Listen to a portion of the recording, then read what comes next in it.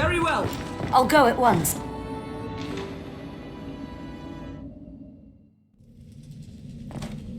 I have raised and wrought destruction. Naught shall remain.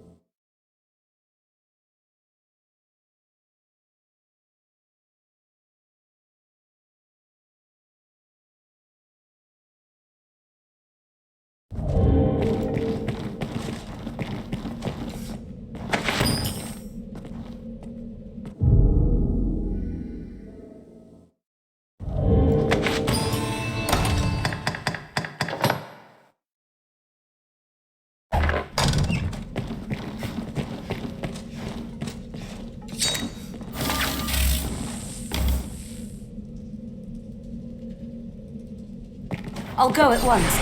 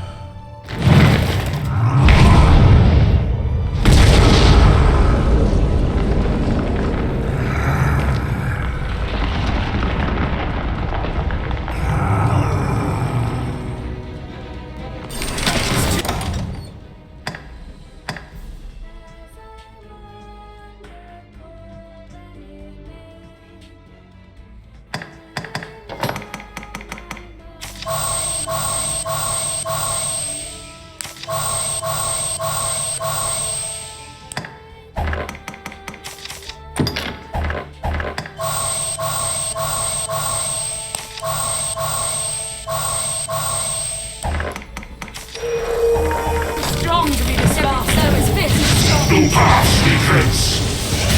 Dogma. Protect the body of the striking being to the void. Naught shall remain. Scale it and strike from above! Fall, water, and be gone. I'll grab it! Take the jump!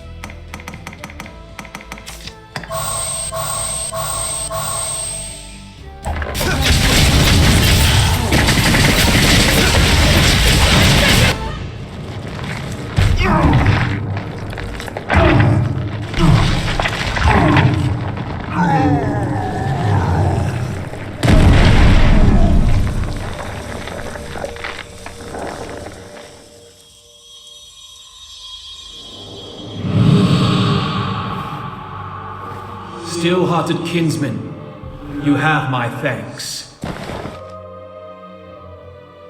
To destroy is simpler than to create, and harder still is to see aught to fruition, to end it rightly. The infinite chain is yours, Arisen, to grant measure, to give what shape you will. And I, at last, can step beyond its span. My Grete, dearest Aura.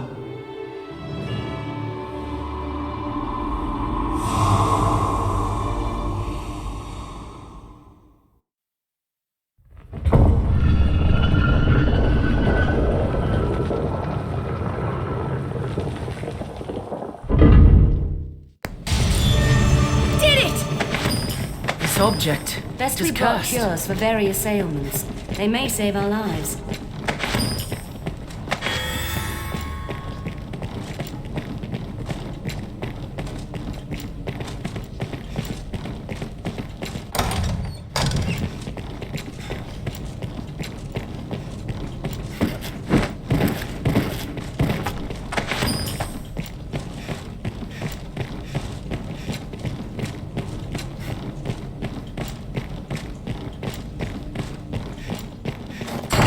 Let's have a look.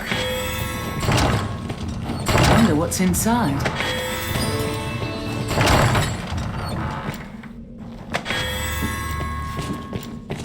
I'll go at once. Very well.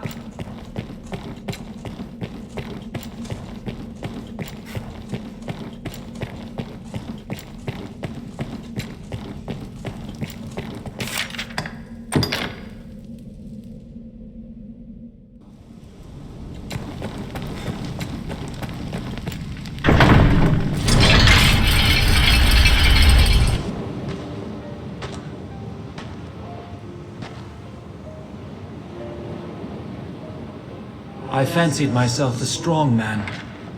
Strong enough to protect someone. Strong enough to love someone. I longed to prove it. To myself as much as any other. Longed to show that I could give aught back and not simply take. And yet, in that moment, I chose to cast it all away.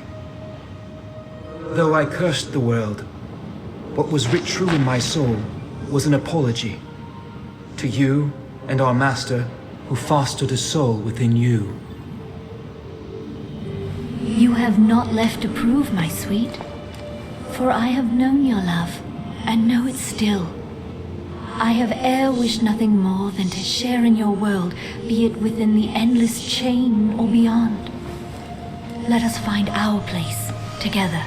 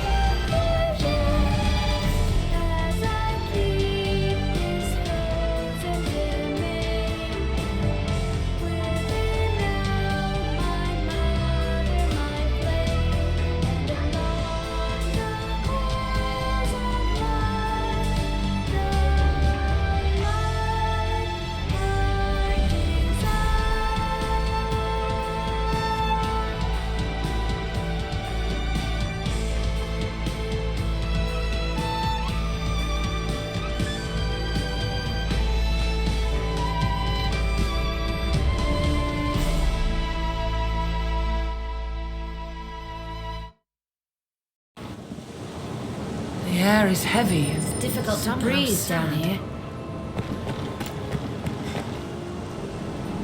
I feel as if freshly awakened from some long dream. Yet I heard clear each word exchanged between you and the one who possessed me. I remember them still. That woman. She too was named Ulra. Perhaps it was that chance bond that led her spirit to me. And through me she called to you, to one whose strength of will outmatched the master of this place. Arisen or no, my own will seems a guttering candle to your sun. I shall remain here a while, I think, to contemplate the meaning of our meeting here.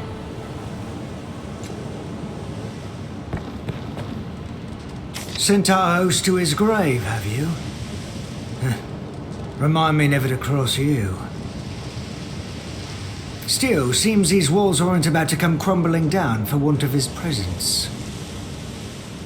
Mayhap they've taken root one material plane. 'Tis idle conjecture, and of precious little import either way. If you've the need and the coin, I've the wares. No dying. I must believe my claiming this body, my calling you here, held some meaning. Pray permit me to help you now as before. I would dearly welcome the sense of purpose. Pray, take care.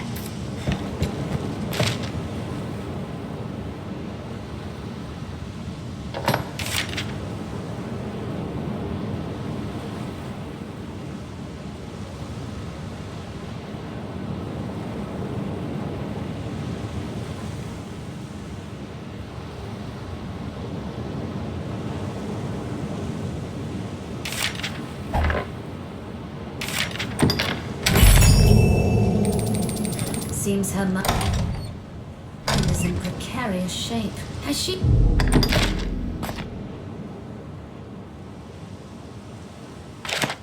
always lived here? I'd ne'er believed in the transmigration of souls.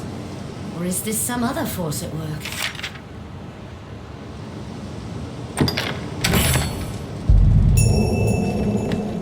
Let's have a look.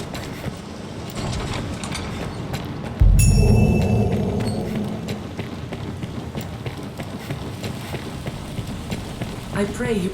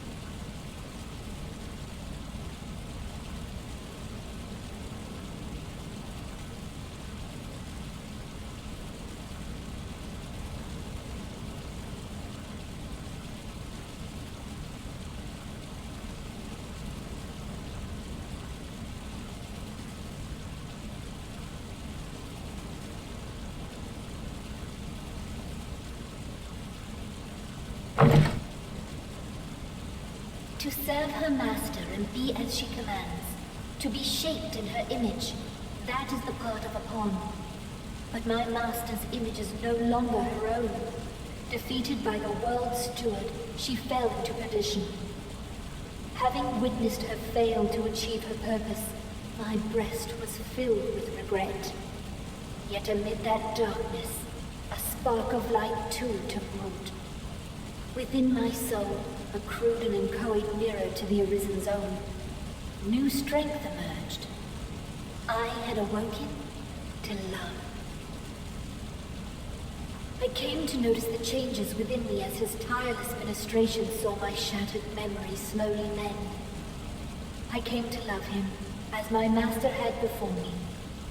Then some years later, fate came on dragon's wings to mark him an Arisen, as his master was before him. Though his heart was lost, he seemed more alive than ever. He burned with new purpose to slay the worm and avenge Gretchen. I became his pawn of my own will.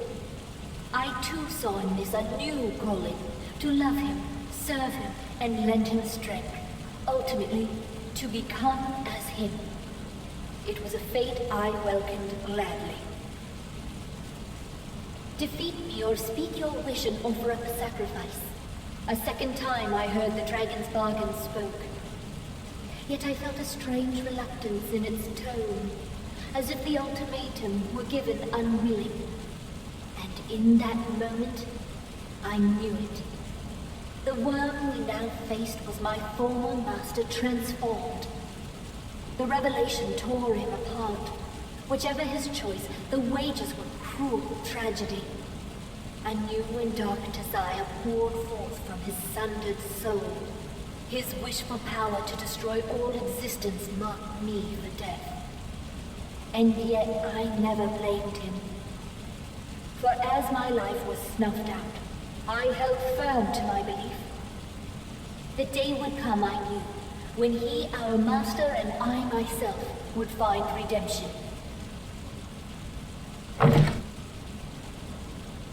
Still a child, I stood amid the ashes of my village.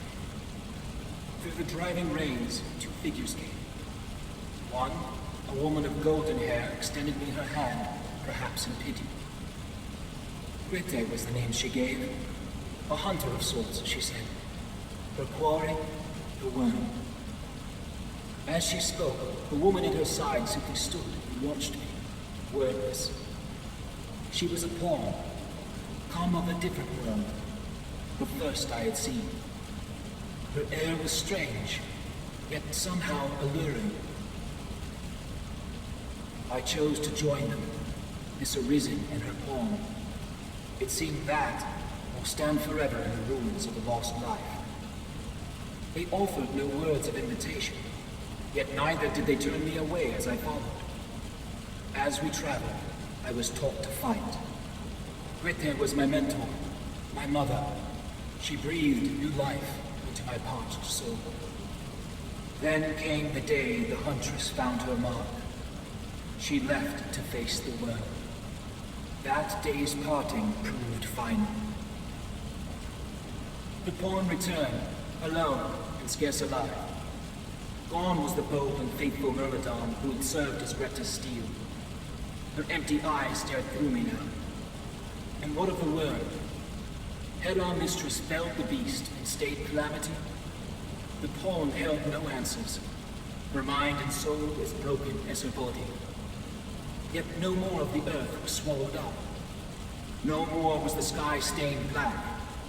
It seemed the world had been ransomed. Or left at least to fester in the custody of humankind. I was left with a single hope, a single wish. To bring back light to the deaded eyes of a masterless Myrmidon. She was a pawn, I knew it well. Not human, not of this land. And what of it?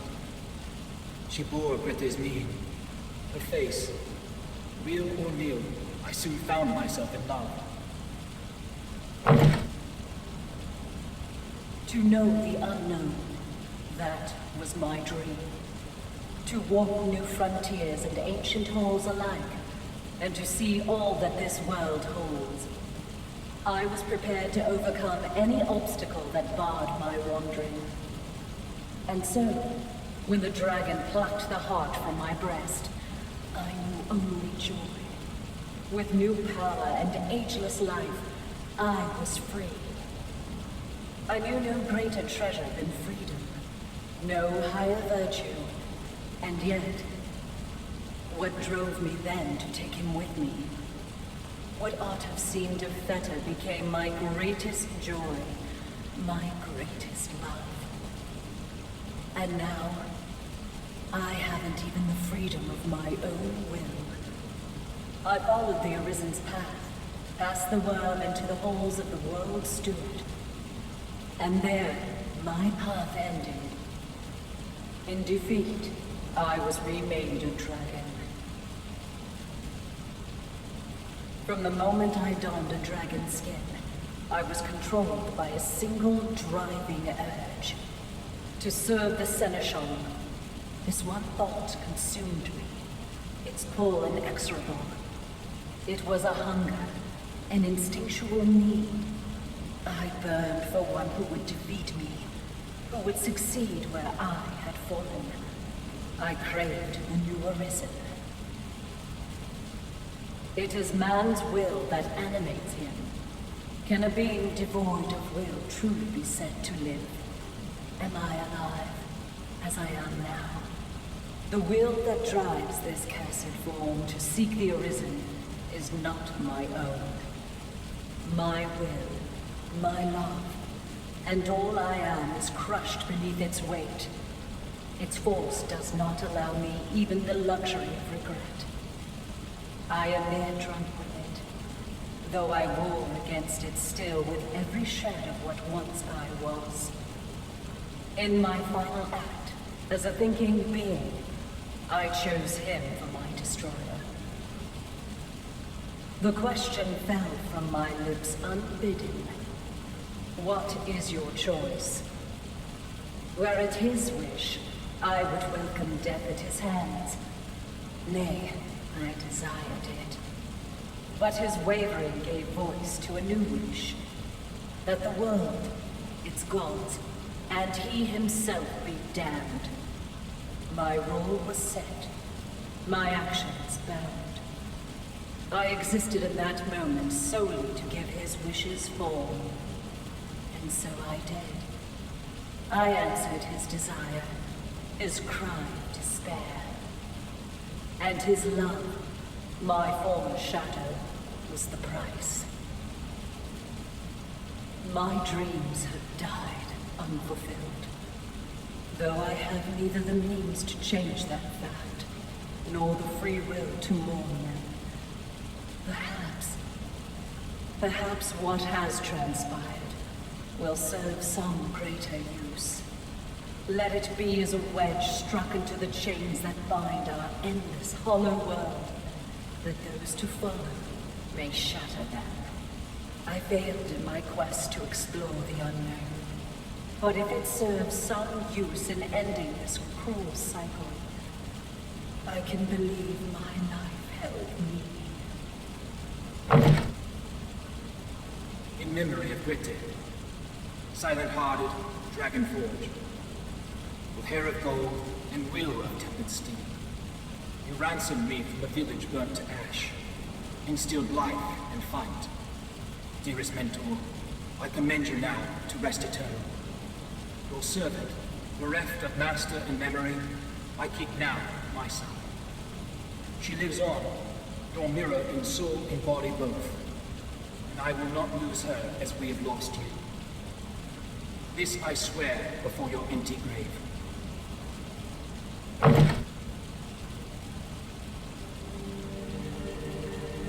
Now choose. Stand against me, or speak your wish.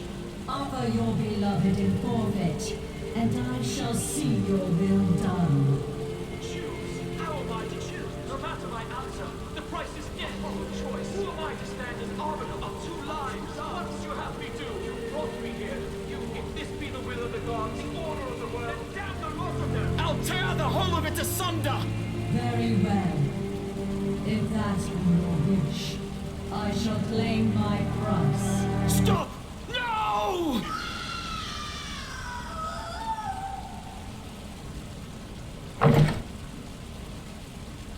You have been chosen.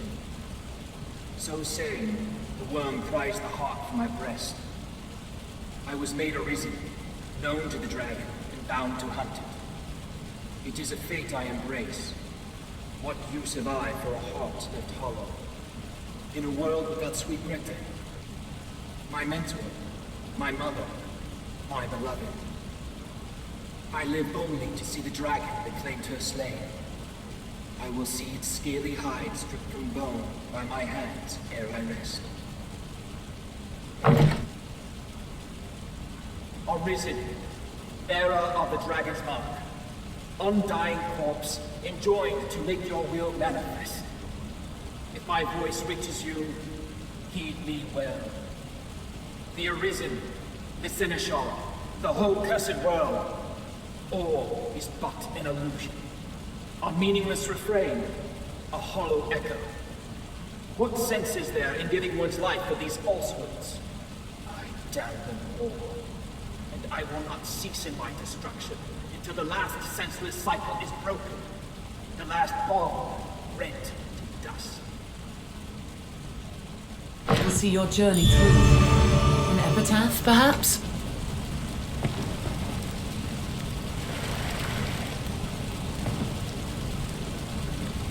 I'll go at once.